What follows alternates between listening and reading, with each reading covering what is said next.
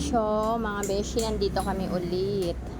Dadalawin natin ulit ang pinapagawang bahay.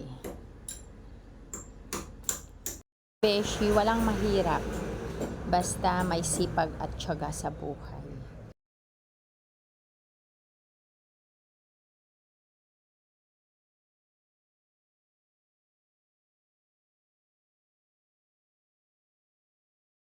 Ayan, titignan natin yung mga binili sa K-Servico na mga gamit. Kasi pag bago ang bahay, so ang ibig sabihin, bago rin dapat ang mga gamit na ilalagay. So isang malaking kasiyahan na nakikita mo na may bunga ang iyong pinagpaguran. Andun yung sobrang kasiyahan talaga, tears of joy, andun yung excitement, andun na lahat. So, it's a big blessing from God. So mga best, akyat rin tayo sa second floor. Ito nga yung second floor na may mga rooms. So, binibilisan nila magtrabaho kasi meron pa silang ibang project.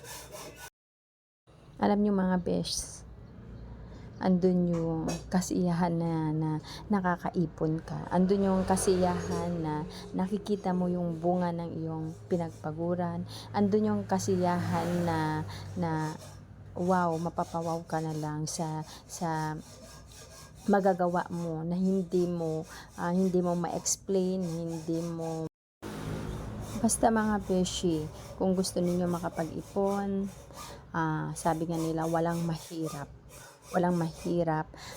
dito sa bansang Pilipinas. Basta andun lang yung sipag at tiyaga mo, andun yung porsigido mo na makapagtrabaho, andun yung porsigido mo na makapag-ipon. Ikalat mo kung may negosyo ka, ikalat mo, hindi ka lang tatarget sa isang negosyo, kundi mas lalo mo pang paramihin yung iba't ibang sources of income mo. Tignan mo, makapag-ipon ka, mapapawaw ka na lang sa mga ipon mo. That's the key of being success, yung hindi ka magastos. Yun. Yung sinasabi nila na one day millionaire, maling-mali yun. Hindi porke marami kang pera, hindi porke may mga naipon ka na pera, nakikita ang mga pera, gastos doon, gastos dito, lalabas ka, kung saan ka pumunta, bakit hindi mo na lang kaya ipunin, di ba? Mas maganda kasing tignan talaga yung napag-ipunan mo, meron talagang bunga yung pinagpaguran mo. Higit sa lahat mga beshi, tanggalin yung ugali ng isang tao na mayabang, kasi walang magagawa yung kayabangan ng isang tao. Kaya keep on silent kung meron kang dreams, kung meron kang nais o meron kang gustong mangyari sa buhay mo, gawin mo na hindi mo pinagsasabi sa mga ibang tao, hindi mo sinasabi sa ganito, kasi minsan pag may sinasabi ka talaga, may mga kamag-anak o mga kaibigan mo na bakit ganito, bakit ganyan, kaya yun, nakakatanggap ka ng mga negative nila. Kaya pag meron kang gusto na gawin, wag mong ipagsasabi, ikaw lang, keep on silent. Ang pagtitipid ay mahalaga at malaki ang naidudulot sa buhay ng bawat tao. Ang pagtitipid ay andun ang pagod. Talaga andun talaga yung pagod. Number 1 yan. Andun yung puyat. Minsan andun pa yung mga luha o kaya stress na maningil sa mga pautang.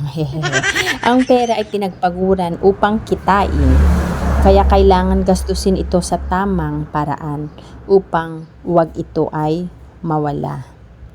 Kung gusto mo ng maging successful ang iyong buhay para makuha ang goals mo, kailangan mong maging disiplina sa pera. Kailangan mo yung pasensya at pagsisikap. Huwag tayong matakot sa tagal ng panahon para makuha ang isang bagay. Tandaan natin na hindi ito makukuha ng sapilitan o panandalian.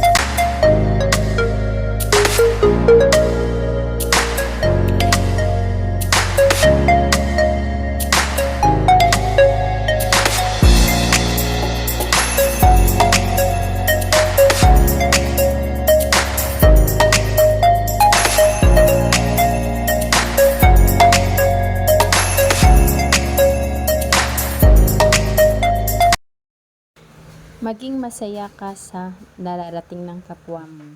Sunod ay magsumikap ka dahil walang tamis na bunga kung wala kang itinanim sa umpisa. Idalangin mo sa Diyos at magsumikap ka. Sabi nga nila, nasa Diyos ang awa, nasa tao ang gawa.